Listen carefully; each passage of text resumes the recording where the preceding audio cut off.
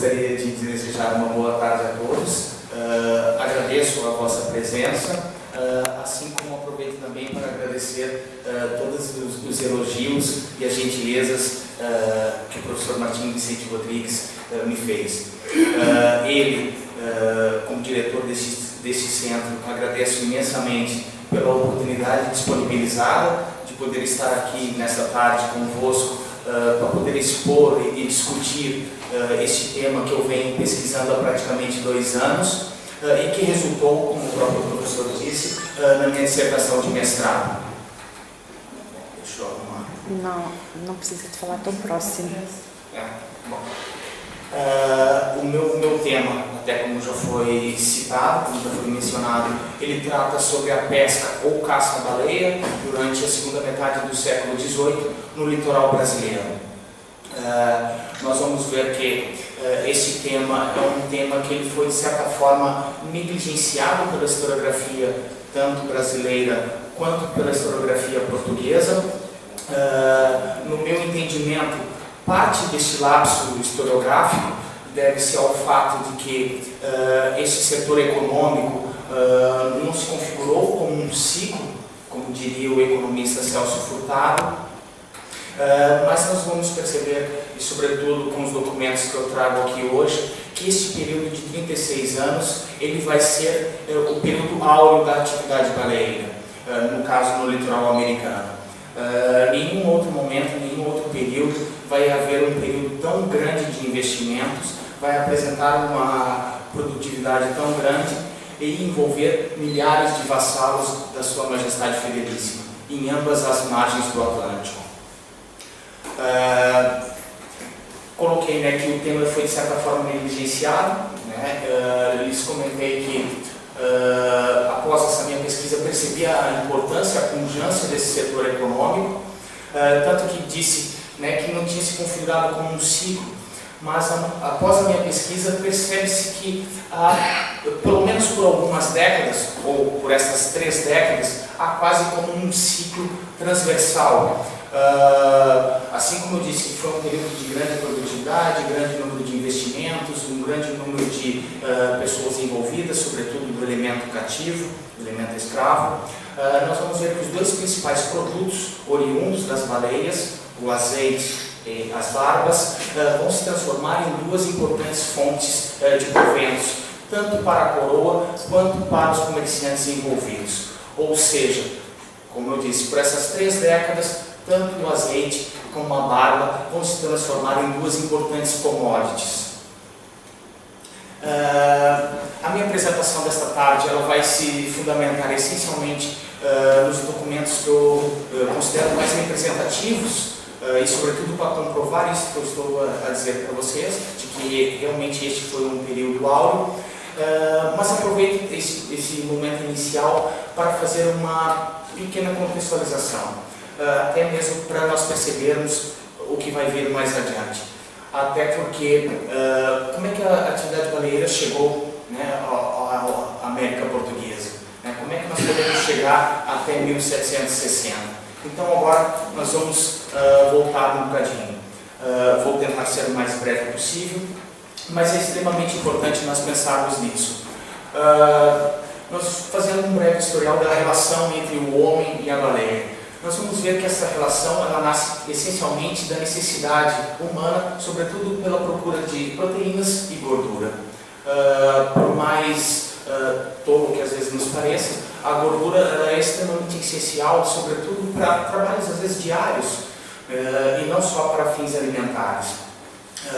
Nós vamos ver que esse contato entre humanos e baleias já tem como seus primeiros vestígios já na própria pré-história.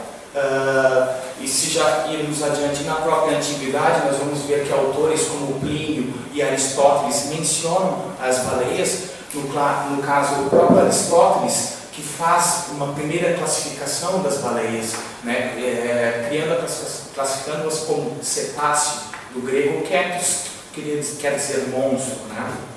Só mais tarde, no fim do século XVIII, princípio do século XIX, que vai se vulgarizar a noção de que as baleias são mamíferos, porque até então, sobretudo nesse período do século XVIII, por mais que se percebesse que que elas geriam com os humanos e, acima de tudo, amamentavam, se a gente percebe o significado do vocábulo baleia no dicionário do padre Rafael Blutot, de 1720, a gente fica surpreso com esse tipo de observação. Porque ele fala que elas gerem e amamentam os seus filhos. Então já se percebe, digamos que eram mamíferos, mas claro que cientificamente essa noção de que as baleias ou os cetáceos são da classe dos mamíferos, isso vai se generalizar mais tarde. Mas para chegarmos à chamada pesca moderna da baleia, essa pesca moderna da baleia ela vai surgir na Baixa Idade Média. A bibliografia em geral coloca os bascos do litoral norte espanhol e sul francês como os precursores e difusores das técnicas de pesca moderna. Essas técnicas consistiam essencialmente na captura do animal no mar, em embarcações de madeira de pequeno porte, entre 2 a 8 metros, e com uma tripulação que variava entre 6 a 10 marinheiros. Desses 6 a 10, nós vamos ter um ou mais arpoadores, um timoneiro e de 4 a 6 remadores. Essa, digamos assim, seria na sua essência, sumariamente, a chamada pesca moderna baleia, que, de acordo com a bibliografia, começa com os bascos e que realmente vão ter um papel essencial nessa atividade. Mas nós vamos ver que também, e esse foi um dos aspectos mais interessantes da minha pesquisa, foi perceber que Portugal, ao longo da história portuguesa, há uma larga tradição da atividade baleeira. E tanto que, dessa minha pesquisa, me deparei com um trabalho muito interessante da investigadora Cristina Brito, que ela trata bastante do período medieval, das baleações medievais portuguesas, e eu, inclusive, também procurei alguns documentos. E no caso português, essa investigadora ela coloca que no caso dos bascos surge por volta do século IX e X, no caso português talvez pelo século XI e XII, mas ela coloca que aparentemente não há nenhuma ligação entre o surgimento dessa atividade nesses dois pontos, ou seja, que não haveria nenhuma conexão entre o surgimento no norte europeu, entre os bascos, e no caso mais ao sul, em Portugal. Geralmente no período medieval, no caso português, a atividade baleeira é mencionada sempre na tributação dos impostos. É uma atividade que vai ser tributada já dentro do contexto feudal. E um dos documentos mais interessantes desse período, tentando falar rapidamente, vai ser o contrato de 1340, formalizado entre o rei Afonso IV e o comerciante lisboeta Afonso Domingues. É um contrato bastante semelhante a esse que nós vamos discutir quase 400 anos depois. E o mais importante, que eu nem vou me aprofundar muito nesse contrato, que é um documento muito curioso, o principal desse documento é que ele coloca que o rei, a partir do momento que ele tem o direito, o exclusivo da atividade baleeira, ele arrenda isso ao trem, e daí estabelece o contrato. Esse enquadramento jurídico da baleia ou dos cetáceos como um monopólio régio, esse enquadramento jurídico é extremamente importante, nós já percebemos, até porque depois vai ser um enquadramento jurídico que vai aparecer aqui no século XVIII, não só no século XVIII, mas também no século XVII, no caso brasileiro. E o próprio sistema de contratos que daí deriva. Comentando rapidamente, esses contratos, em geral, sobretudo para a coroa, era extremamente interessante esse tipo de contratos, até porque era uma forma de capitalizar dinheiro e, sobretudo, antecipadamente, era uma forma de fazer face aos gastos do Estado. E após mesmo, e após os descobrimentos, esse sistema de monopólio régio e contratos vai se expandir de uma forma tremenda, sobretudo no caso brasileiro. Nós podemos falar, por exemplo, do contrato que foi feito com um judeu, Fernão de Noronha, que é do período das capitanias hereditárias, quando o próprio rei arrenda a colonização do território brasileiro, digamos assim, E não só este caso, mas como os outros também aparecerão. Bom, quis chamar a atenção de que Portugal havia uma larga tradição nesta atividade. Como é que ela chega, no caso, ao território brasileiro? Nós vamos ver que os primeiros cronistas mencionam nas suas obras sobre o aparecimento de baleias e inclusive o próprio aproveitamento de alguns cetáceos.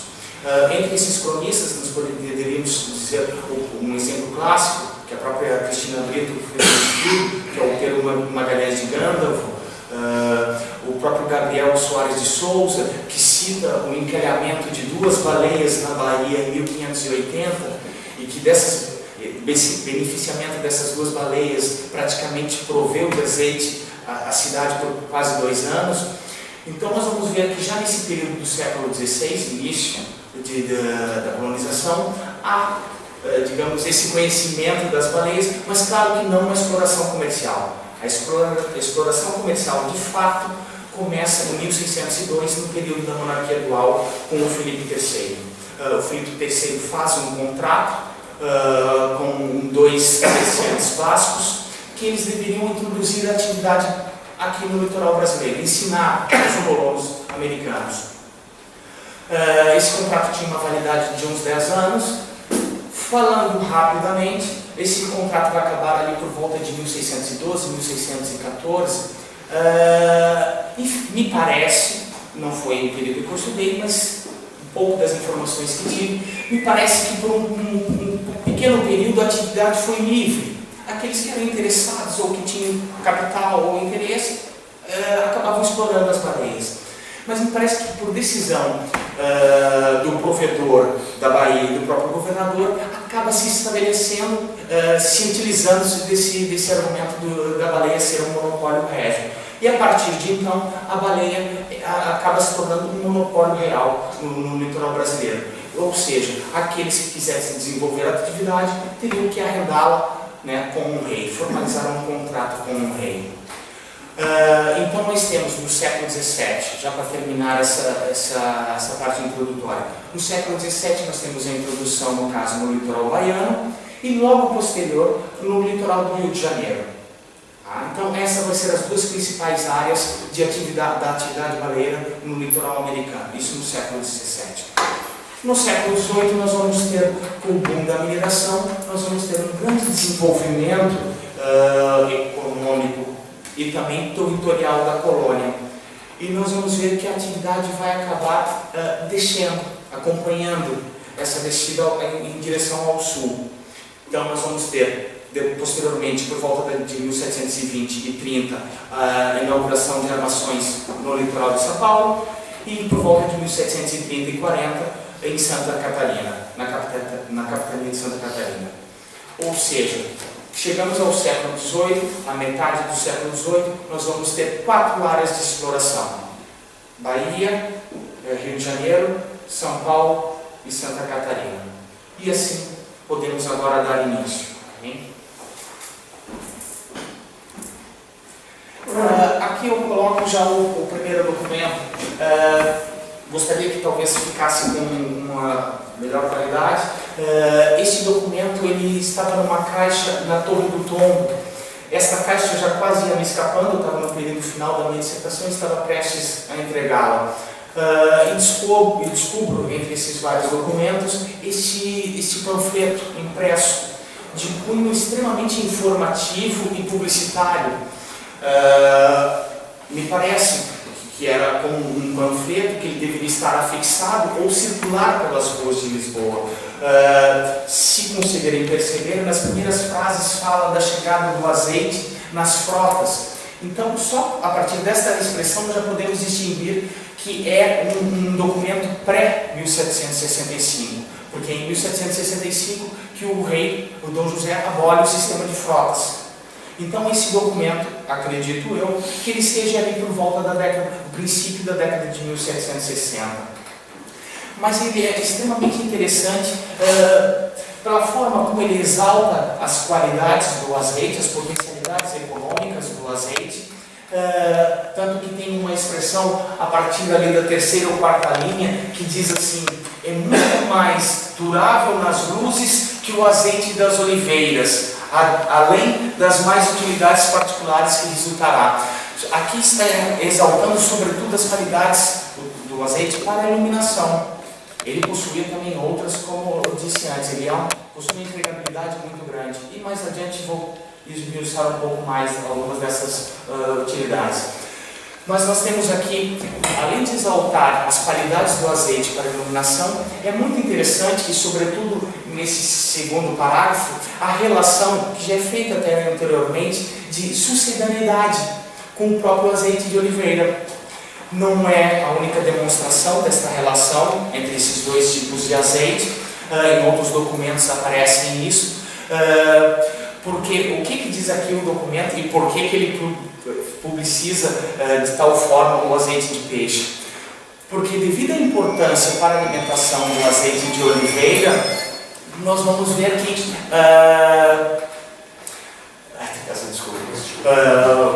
que essa relação entre o azeite de baleia e de oliveira é sobretudo para que o preço do azeite de oliveira não subisse. Que a maior preocupação, e no documento fica claro isso, e nós temos que recordar também que a produção portuguesa de azeite de oliveira, ela não era só para o consumo interno, mas nós temos também do outro lado do Atlântico uma colônia, por exemplo, que tem quase a mesma população do reino, e a qual também deveria ser abastecida, e assim como o próprio mercado do norte europeu. Nós sabemos que o azeite de oliveira é um dos principais produtos de exportação portuguesa desde o princípio da monarquia. Então é muito interessante esta relação de sucedaniedade que aqui aparece, e esse documento deixa isso bem claro. E sem dizer que é um exemplo bastante interessante de marketing, sobretudo para este período do século XVIII. Aqui na parte final demonstra todas as zonas da cidade de Lisboa onde se encontravam locais de venda e as pessoas que faziam a venda do azeite. Eu coloco aqui, até já ia quase me escapando, acabei demorando demais na minha introdução, então eu tenho medo, o meu principal medo era falar demais, eu tenho a tendência a falar demais. Mas o título que eu coloco aqui, projeto. Por que eu coloco que é um projeto? E para mim esse documento não deixa de ser um exemplo claro desse projeto baleeiro que vai começar ao longo do século XVIII. Inicialmente poderíamos dizer que as linhas gerais desse projeto vai ser gizado já durante o reinado do próprio Dom João V. É com ele que surgem as armações tanto em São Paulo como a de Santa Catarina. E é com ele mesmo que já começa a surgir, quando eu falei para vocês que havia essas várias áreas, para cada uma dessas áreas era feito um contrato. Mas só que a partir de 1740, durante já o período joanino, há uma tendência de concentrar num mesmo contratador ou num mesmo grupo de sócio as várias armações, sobretudo do que eu vou chamar de complexo baleeiro meridional, Rio de Janeiro, São Paulo e Santa Catarina. Então, já antes de Dom José e de Pombal, há essa tendência de cristalizar numa única pessoa jurídica, ou num grupo de sócios, a atividade baleeira, ou esse complexo baleeiro meridional. Mas sobre quem vai recair esse projeto, ou sobre as costas de quais pessoas que vai recair esse projeto? Na questão do Estado, estatal, nós poderíamos dizer que o empreendimento capitaneado pela família Quintela começa em 1765, e vai perdurar por 36 anos. Nós vamos ver que boa parte desse projeto não deixa de vir da parte estatal, digamos assim. O papel fundamental tanto de Pombal, assim como o secretário de Estado Martim de Mello e Castro. Do lado estatal, essas seriam duas figuras importantes para o desenvolvimento ou a concretização desse projeto. E ele vai recair nas costas do Inácio Pedro Quintela. O Inácio Pedro Quintela, aproveitando para fazer um breve comentário sobre essa figura. O Inácio Pedro Quintela é uma figura que, como é que eu poderia dizer, paradigmática. Na minha opinião. Ele é um dos principais comerciantes portugueses desse período. Nós vamos ver que, assim como falei com o Paulo agora há pouco, nós vamos ver que uma das chaves para compreender o Pombal é perceber todo o incentivo que ele dá ao comércio. E não só o incentivo ao desenvolvimento que ele procura dar à atividade comercial, mas como a própria a mudança que se procura dar na figura social do comerciante. Há uma grande mobilização da elite mercantil. Nós vamos ver, por exemplo, aqui no caso do Inácio Pedro Quintela. O Inácio Pedro Quintela possui a Ordem de Cristo, tem fórum de fidalgo da Casa Real, é familiar do Tribunal do Santo Ofício, que aliás se encontra microfilmado lá na Torre do Tombo. Eu me lembro como se fosse agora, e que é um documento interessantíssimo de ver. Mas então é sobre esta figura paradigmática que possui obviamente muito cabedal. Boa parte desse cabedal dele vai começar, no meu entendimento, a partir de 1740. Falo isso no meu entendimento porque uma das questões que me deixou mais curioso, e isso eu comentei bastante com o meu orientador, é que o Quintela é uma figura... É muito fácil falar dele nos livros, sobretudo quando se fala neste período. Mas geralmente encontramos o mesmo tipo de informação. Possuidor de um grande cabedal. Mas não conseguimos ir além disso, pelo menos na bibliografia que eu encontrei. E na pesquisa que eu fiz, não é que também avancei muito, e óbvio, o meu intuito também não era estudar só o próprio Quintela, mas não consegui, por exemplo, nem detectar o próprio ano de nascimento dele. No documento do Tribunal do Santo Ofício, que é ali por volta de 1740, dizia que ele tinha por volta de 25 anos, ou seja, talvez nasceu por volta de 1715. Era de uma família de comerciantes. Seu pai tinha, não sei se agora não me recordo com precisão, se era uma casa ou um negócio na Rua Nova dos Ferros, ou Rua Nova dos Ferreiros também, tem essa nomenclatura, no centro de Lisboa. E era um negócio familiar que ele começa. Mas a partir, acho, do final da década de 30 e 40, ele começa a ter acesso a alguns contratos. Nós vamos ver que essa política de contratos, sobretudo nessa segunda metade do século XIX, no período pombalino, vai ser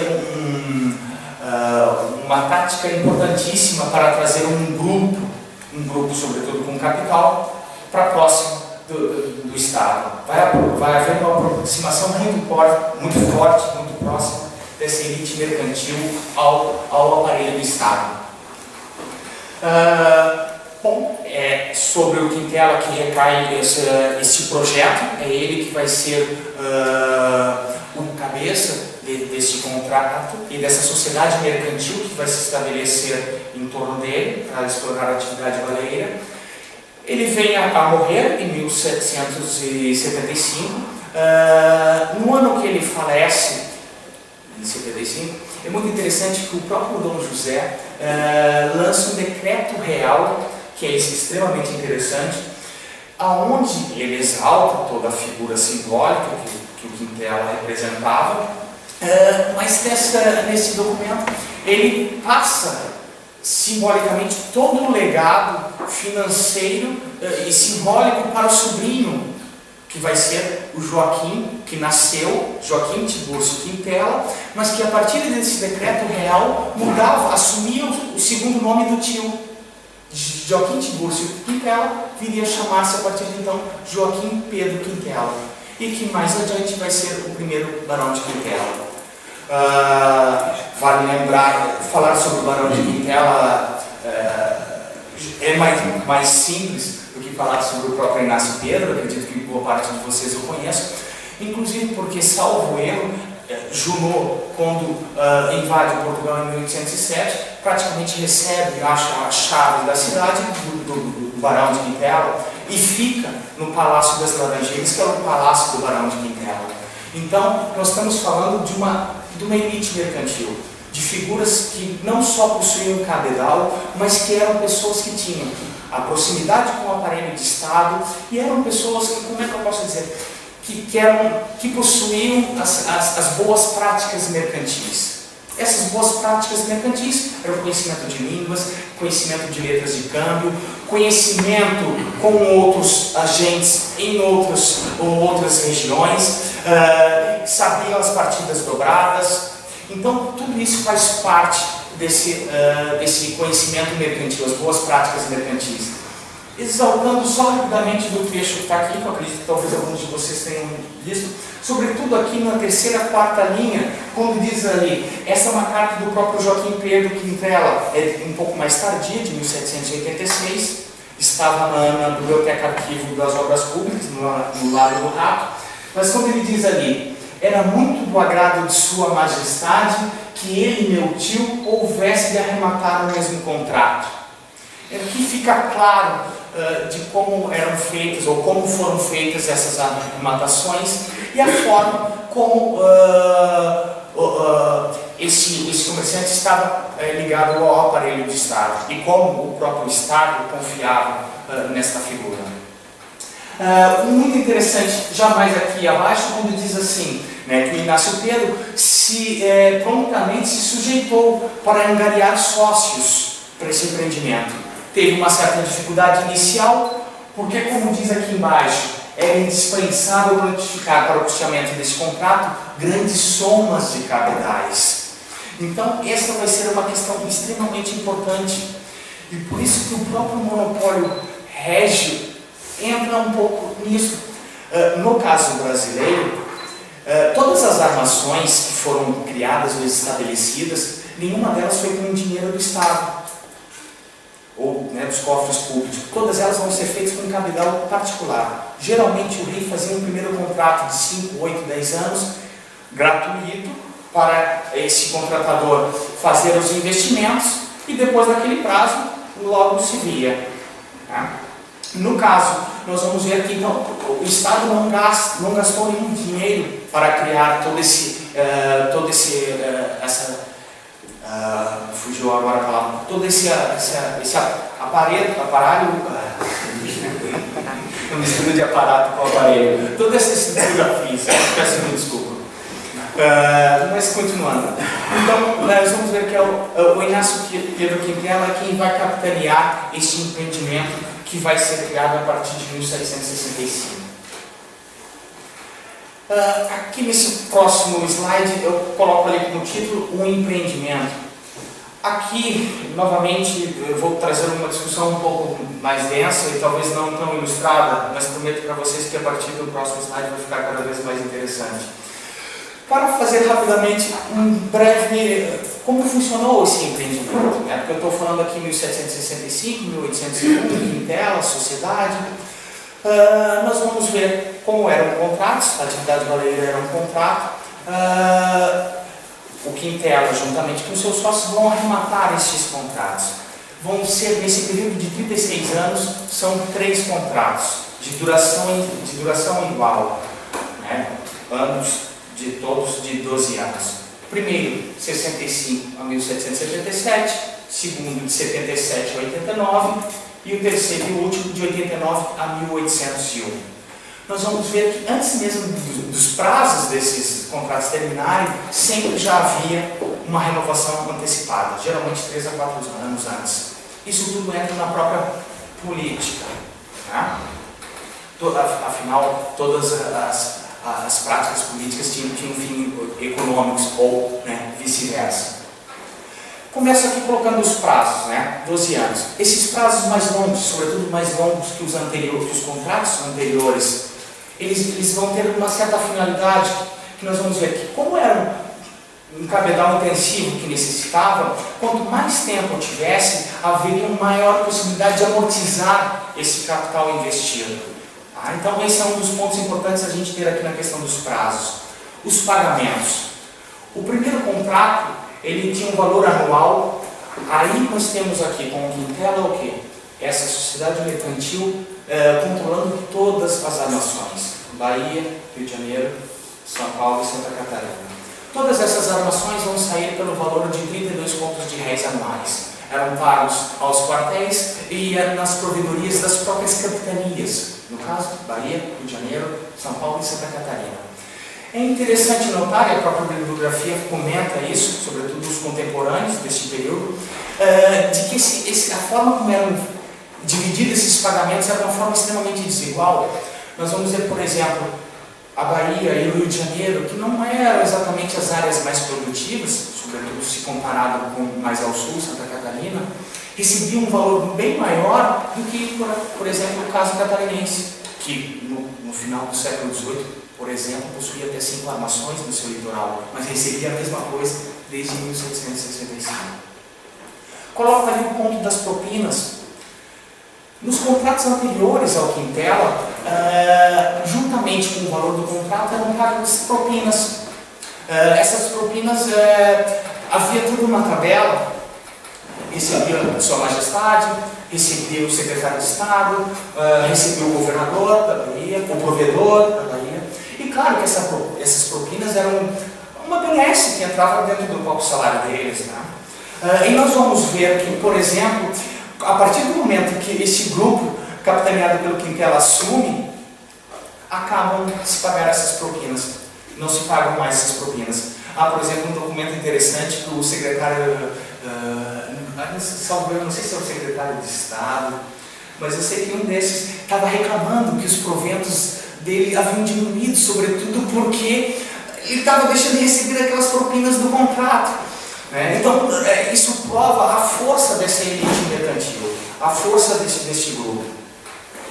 Sócios e participação. Eu, como boa parte dos documentos que eu trago aqui, refere-se ao primeiro contrato, eu, obviamente, não vou ficar falando em nome de todos os contratadores, mas me atendo a esse primeiro contrato. Nós vamos ter 8 sócios. Inácio Pedro Quintela, nós vamos ter o Francisco José da Fonseca, que veio para o Rio de Janeiro para ficar como o segundo caixa, no caso do Rio de Janeiro.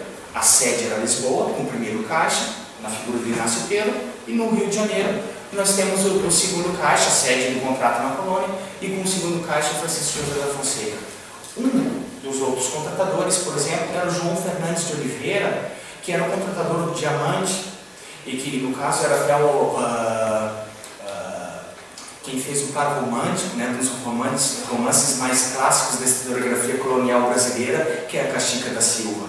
Né? Então nós vamos ter, por exemplo, uma grande, como é que eu posso dizer, uma reunião desses 8 comerciantes que vão assinar o contrato.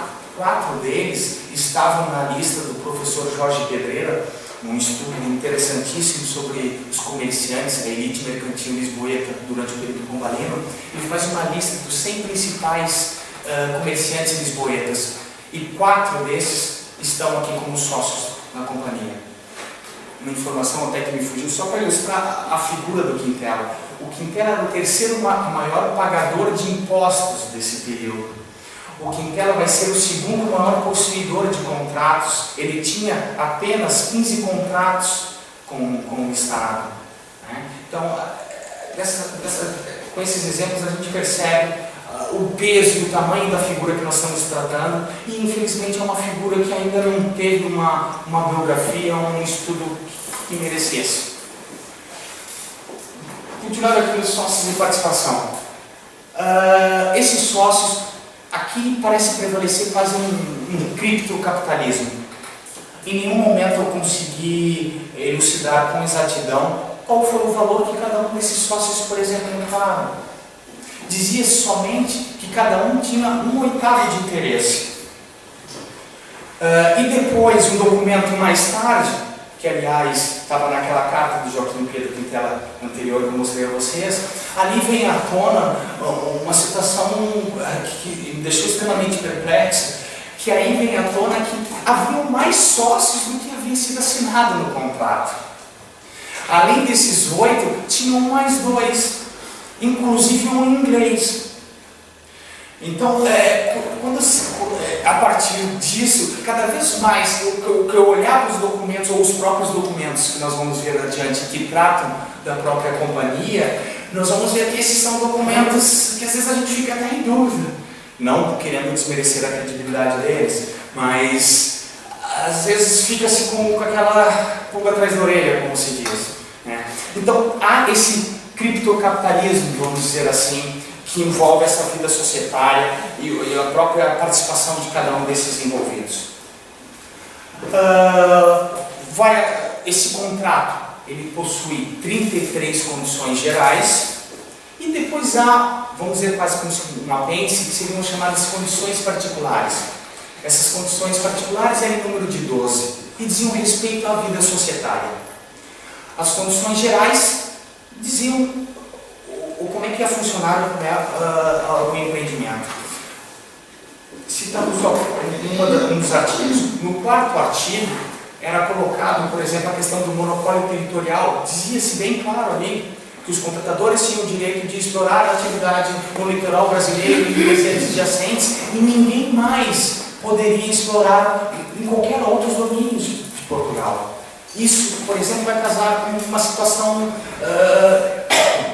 conflituosa mais adiante. Vai haver comerciantes de Lisboa que vão querer explorar a atividade no litoral africano, Cabo Verde, Angola, onde os pescadores baleeiros americanos já estavam a martelar, e não pôde, e esse comerciante não teve o seu requerimento atendido porque batia com essa quarta condição do contrato. Há uma série de, um exemplo, na condição, na 31ª condição, o rei se disponibilizava a dar anualmente, devido aos grandes gastos que os contratadores faziam, 100 mil cruzados anuais que eram retirados de um outro tributo que não estava sendo utilizado, que era para a questão do donativo do terremoto de 1755, que era cobrado e era recebido na provedoria do Rio de Janeiro, e que no caso era uma forma de se repassar era da onde vinham esses 100 mil cruzados que o rei passava aos contratadores anualmente. E a última condição, a 33ª, dizia, né, que esse contrato estava sob a imediata proteção régia. Para finalizar aqui, eu estou falando em empreendimento, sociedade mercantil, e boa parte de vocês devem ter lembrado um exemplo clássico de toda a política econômica pombalina são as companhias gerais. Um dos pontos que eu coloco no meu trabalho é aproximar este empreendimento baleeiro das próprias companhias gerais. Por isso que eu coloco ali semelhanças e divergências. As semelhanças vão ser muitas. Só para vocês terem uma ideia, as companhias gerais tinham um estatuto geral que tinham 55 artigos, salvo erro era 55 ou 57. Se nós pegarmos as condições gerais e particulares do contrato da baleia, nós chegamos a essas 55 pontos, por exemplo. A principal diferença entre as companhias pombalinas e o empreendimento baleeiro é que aqui nós não temos a ação. A ação no sentido, a coisa mais interessante, inovador dessas companhias pombalinas é estabelecer a introdução das ações. A ação seria um papel e que tinha um valor, né? A pessoa compra esse papel, ou vende, ou troca, enfim, ou ele tem juros, mas essa questão da ação é extremamente inovadora, no caso, nesse período, no contexto português, porque fazia com que o capital fosse uma coisa móvel e dava acesso a qualquer um a ceder às companhias.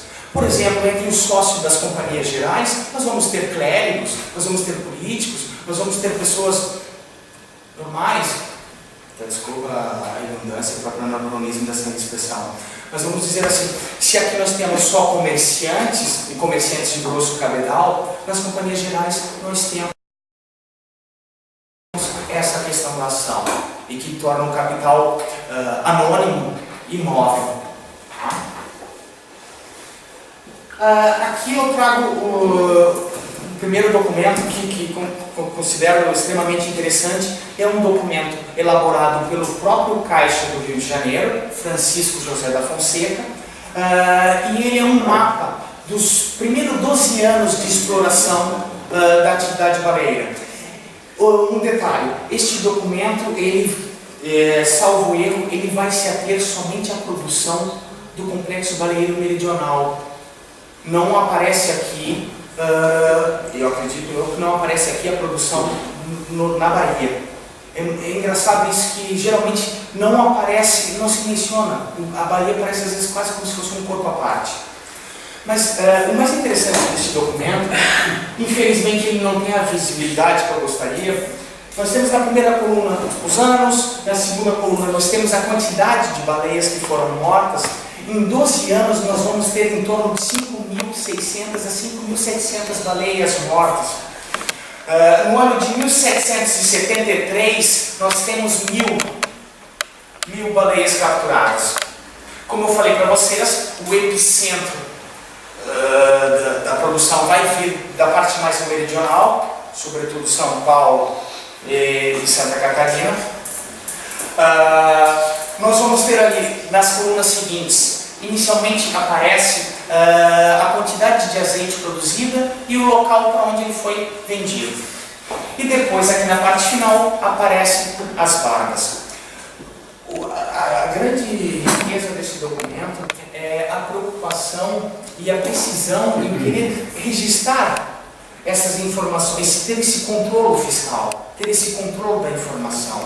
Este é, digamos assim, um atributo interessante implementado pela companhia. Esse controle que vai ser realizado. Acredito que esse controle vai ser maior nessa questão financeira e fiscal do que às vezes no próprio cotidiano das armações, onde prevaleciam, infelizmente, alguns métodos bastante obsoletos. Aqui no slide seguinte, eu analiso, e até para ilustrar para vocês melhor o teor deste documento, trago aqui alguns dados estatísticos, especificamente sobre o azeite. Falando um bocadinho sobre a própria empregabilidade do azeite. O azeite tinha como principal uso a iluminação, mas poderia ser utilizado na construção civil, para dar a liga, para se fazer a argamassa. Muitas igrejas e até mesmo fortalezas da região de Santa Catarina ou outras regiões do litoral brasileiro foram construídas com azeite de baleia, e obviamente outros materiais. Era utilizado na calefatagem de navios, era utilizado para cultivo de coiros, era utilizado na tinta, enfim, havia uma empregabilidade tremenda. Podemos resumir o azeite, sobretudo nesse período, como o petróleo do século XVIII, para ser mais preciso, em uma expressão mais curta. O primeiro gráfico que eu apresento, aquele gráfico de pisa circular, eu tenho ali de toda a produção de azeite que vai ser produzida, salvo erro, em torno de 57 mil pipas de azeite vão ser produzidas ao longo deste período. Vão ser vendidas somente em torno de 55 mil. Acabam restando 1.818. Nunca tentei parar para elucidar exatamente os porquês dessa sobra, mas seria um aspecto bastante interessante pensar o porquê, porque é bem provável que haja próprios interesses o jogo de interesse da própria companhia em manter isso, aquilo em estoque, ou talvez de procurar vendê-lo, ou até mesmo outras justificativas. Nós vamos ver que aqui no azeite nós temos uma divisão quase simétrica. No mercado interno, nós temos 49% daqueles 55 mil pipas que foram vendidos, 45% vão ser vendidas no mercado interno. Posso ser até um pouco mais preciso, 38% dentro desses 49 vão ser vendidos no Complexo Baleeiro Meridional, Rio de Janeiro, São Paulo e Santa Catarina. 10% vai ser enviado para a Bahia, uma quantidade menor para Pernambuco, e tudo isso acaba fechando os 49%. No caso, o mercado externo, com Lisboa, essencialmente. Lisboa vai ser responsável praticamente por 49% de todo o azeite que vai ser transportado para o exterior. E uma quantidade de menos de 1% vai para as ilhas atlânticas, Açores e Madeira. Isso que eu disse não quer dizer, por exemplo, quando eu digo que uma metade vem para Lisboa, outra metade fica na colônia, não necessariamente que isso fica tudo na colônia. Por exemplo, eu encontrei casos de envio de azeite, ao invés do Rio de Janeiro para Lisboa, nós vamos ter da Bahia para Viana do Castelo. Nós vamos pegar, por exemplo, eu falei, o epicentro é Lisboa, as duas pontas frenéticas é Lisboa e Rio de Janeiro. Nós, por exemplo, vamos ver na balança do comércio da província do Minho, nós vamos ver, saindo da província do Minho, uma grande quantidade de azeite para ser exportado para Castela. E possivelmente esse azeite é oriundo do Brasil, e que chegou ao Porto, ou enfim, de Lisboa, vai parar ao Minho, enfim, é o jogo das trocas, como diria o Fernando Rodão.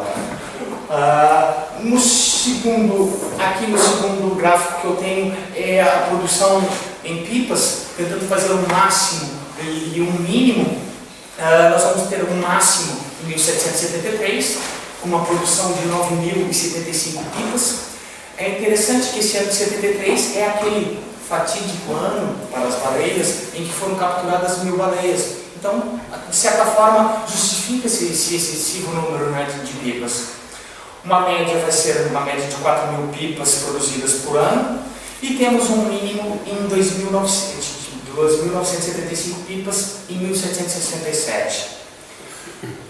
Por exemplo, aqui, só para vocês perceberem, e que vai ficar mais claro no gráfico seguinte, nós temos, por exemplo, nesse ano que há um mínimo, este ano que há um mínimo não confere para um ano que foi pescado menos baleias. O ano que se pescou menos baleia, de acordo com o documento, é o ano seguinte, aquele ano de 1.000 baleias. Em 1774, pescam-se 249 somente. Então, aqui a gente percebe a questão do azeite, que até indo para o gráfico seguinte, que eu faço uma relação entre a quantidade de azeite produzido por baleia. Nós temos um máximo em 76, e no último ano, olha como parece um pouco estranho, que engraçado, no último ano é o ano que realmente apresenta uma maior produtividade de azeite. A média são 10 pipas por baleia, e no caso o mínimo em 1768, que é 7,7. A bibliografia, sobretudo os cronistas, diziam que uma baleia rendia em torno de 14 a 16 pipas. Então nós percebemos aqui que o máximo quase confere com esse dado colocado pela bibliografia. Mas aonde eu quero chegar é que nós vamos perceber que essa amplitude grande que há, e depois a própria não conferir com os anos de maior pesca e menor pesca, demonstram que as próprias técnicas de beneficiamento do azeite, assim como talvez as próprias espécies capturadas, que possuem tamanhos diferentes, fazem com que dê como consequência uma produção distinta, ou que talvez justifique toda essa amplitude. Falando aqui rapidamente sobre as barbas.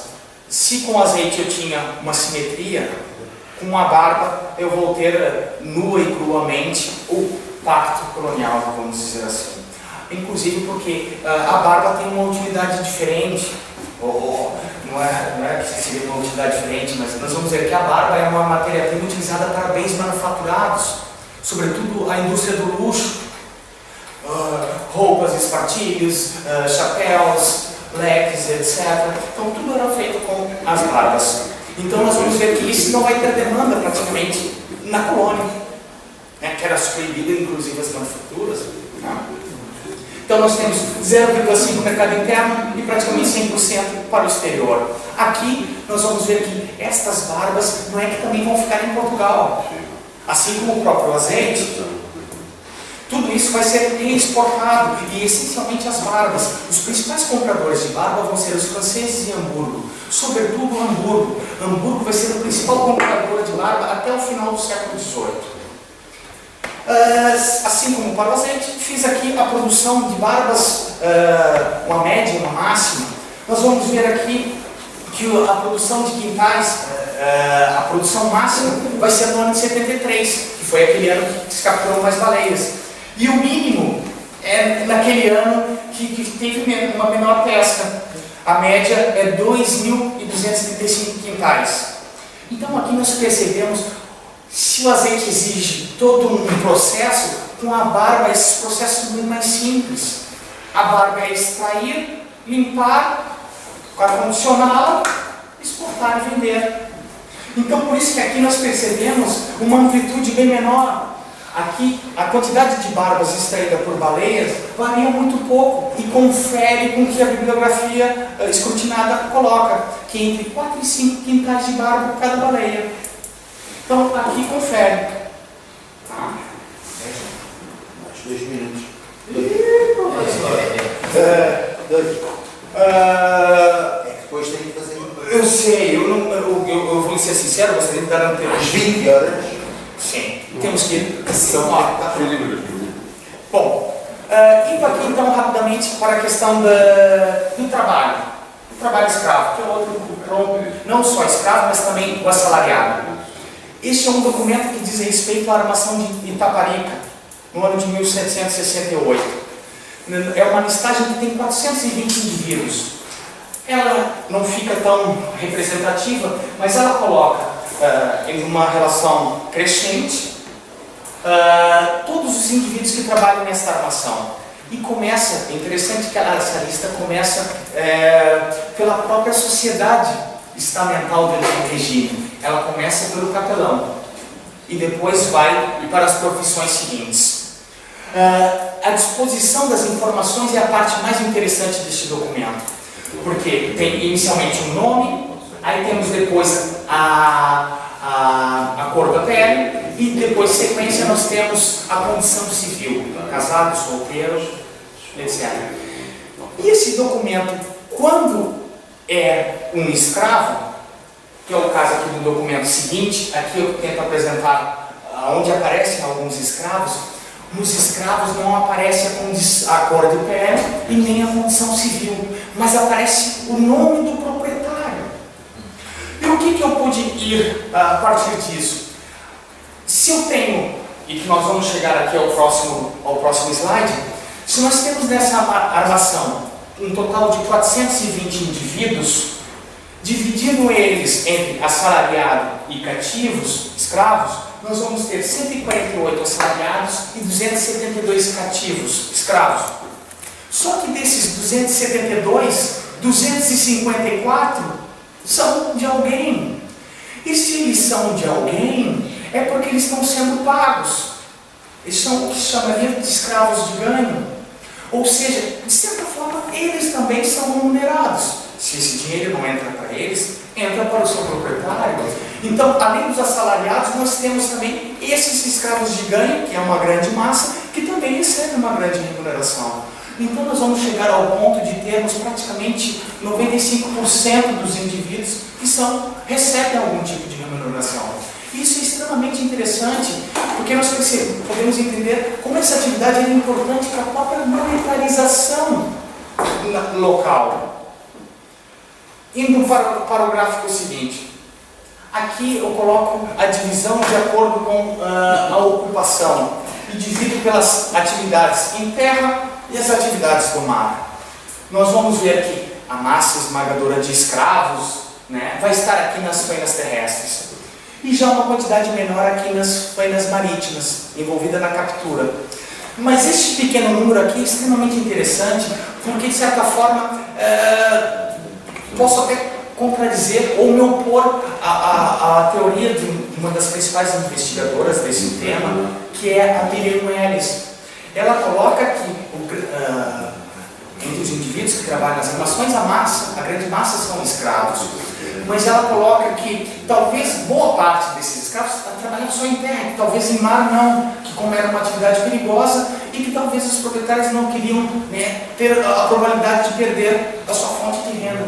Mas isso prova que nós vamos ter, por exemplo, aqui quase um terço dos homens que estão envolvidos nas feiras marítimas são escravos.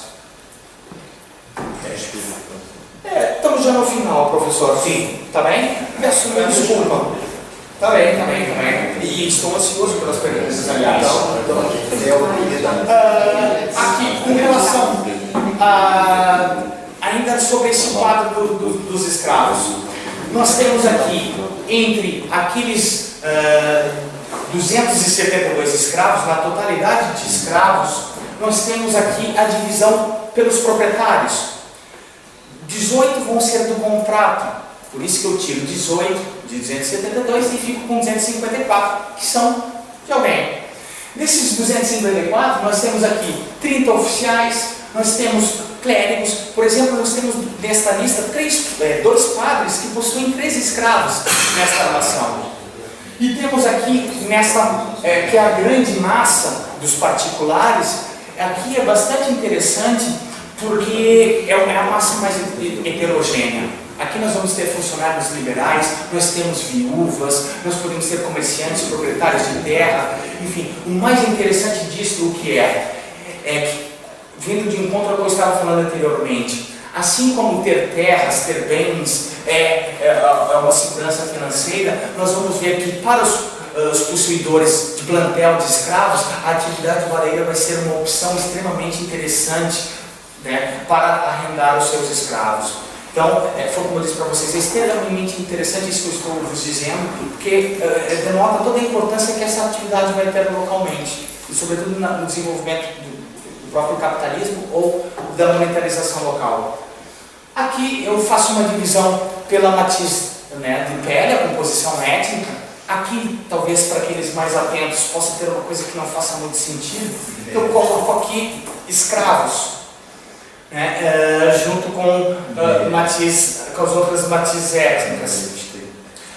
E neste caso, eu coloco aqui só para exaltar a quantidade dos elementos que são oriundos do continente africano. Nós vamos ter aqui praticamente 4,5% de brancos, nós vamos ter aqui quase 16% de mestiços e o restante a mão de obra escrava. E aqui no último gráfico temos a condição civil. Novamente coloco os escravos não tinham informação se eram casados ou não, mas eu coloco aqui, até mesmo para não esquecer de dizer, a própria Miriam Ellis comenta que alguns escravos tinham às vezes o benefício, se fossem escravos comportados ou que fossem merecedores, que alguns inclusive eram casados. Aqui não posso afirmar isso, mas é uma das opções que se coloca. Eu teria até muito mais coisa para lhes dizer, e encerro assim, de uma certa forma abruptamente, e também não gostaria de maçá-los. Só para encerrar, comento para vocês que esses documentos que eu lhes trouxe dizem respeito sobretudo ao primeiro contrato. Os outros dois contratos eu não consegui encontrar documentos desta forma, e que por isso que eu me ative mais a este período. E também para não acontecer o que está acontecendo, que a gente para assim nessa pressa. Muito obrigado a todos e peço desculpas.